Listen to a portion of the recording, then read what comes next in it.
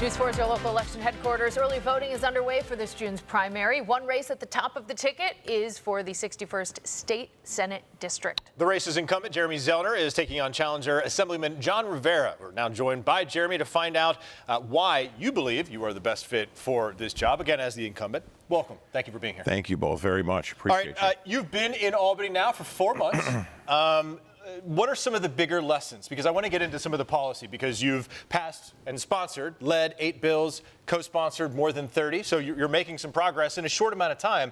What have you learned that's going to take you into the future should you be elected? Well, it's been a whirlwind. You know, in January, we got the nomination. We had a special election in February, was seated the very next day, had a whole host of bills to vote on, a staff to put together. But I'm incredibly proud of what we've accomplished since that time. You know, within minutes of being sworn in, we voted on a package of public utility bills to bring prices down on that. As I said, we got 8 bills passed in 4 months. We've worked on affordability issues with whether it's health care, whether it's utilities.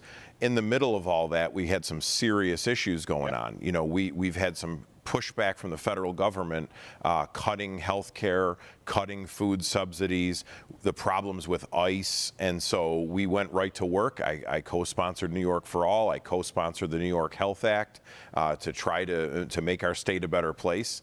And we've got a lot done out of New York for All. Even though we didn't pass it, we got some serious restrictions on ICE and really pushed back. Data centers, those are popping up. We've learned why New York State is actually a good place for these data centers. So say the data center developers, They like the cold temperatures and they like that we have a lot of land available. But you are saying, hold on, you signed a moratorium to wait 1 year and figure out what these data centers are really doing to our environment and beyond, if they're really helping our economy as well. I do want to say Rivera also supports this as well. What are you learning so far about data centers? Well, that's just it. You know, we don't know enough about them to just let them start populating all over the state of New York. And this budget was so late and we had so little time on the back end to get anything done. I'm really proud of our conference in the state Senate for standing up and putting in this moratorium, because I signed on for a 3-year moratorium. We were able to negotiate with the Assembly to be able to get the 1-year moratorium in place, because there's too many questions left to be answered. You know, the developers that are trying to put this one in Tonawanda have been very communicative with the Clean Air Coalition, with the town government, with our elected officials. They are not the norm. Folks across the state that are trying to put these in are not talking to the communities. They are just slamming them home and trying to get them done. And that's why we've got to put this moratorium in place. Do you think the governor will eventually sign it? And if not, if this is something that she waits and more progress is made on some of these, should you be reelected, do you think that there is something else the legislature can do? I hope she signed it. I've talked with her team. I've talked with her. I think she will. Even if she doesn't, you're seeing municipalities across the state put their own moratoriums in. Sure. And that was the problem with this. And that's why the state needed to take the leadership to say, hey, let's hit pause. There's no need for 150 municipalities across the state to stop this. But as we move forward into next year, we're going to have to kick into high gear in January immediately to start looking into this and getting legislation to have some accountability from these places and to put some guardrails around them, because it's going to be important, and we're going to have to move quick if that moratorium is on there. And going forward, we have got questions about AI and big tech. These are critical issues that we've got to take up immediately. We passed a number of bills to curtail some of this stuff and put some guardrails around it this year, but that's where we're going next year, is getting in a handle.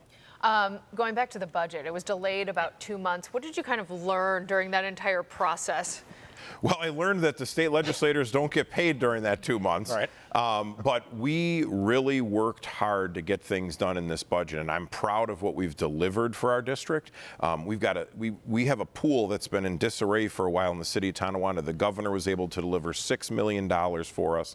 We have a cryo plant in the town of Amherst that is about to fail and cause an ecological disaster. We got $5 million for that. The historic investments in the city of Buffalo that we got for both education and one-time shots. But our whole district is getting a lot of resources. Folks look at Buffalo and New York City and say, hey, what about us?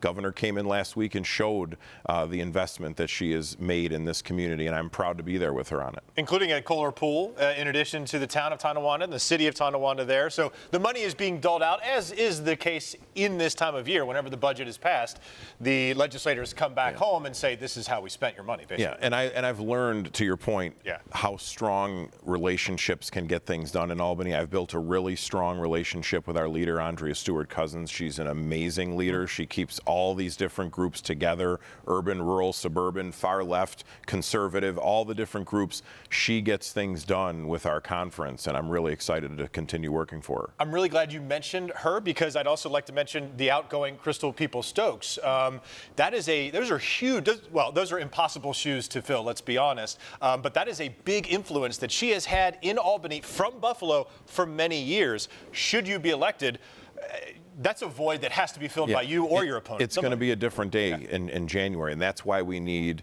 partners in Albany, from the Assembly delegation to the Senate. I think we're going to have an amazing Assembly delegation starting January 1st, and I'm really excited to partner with them.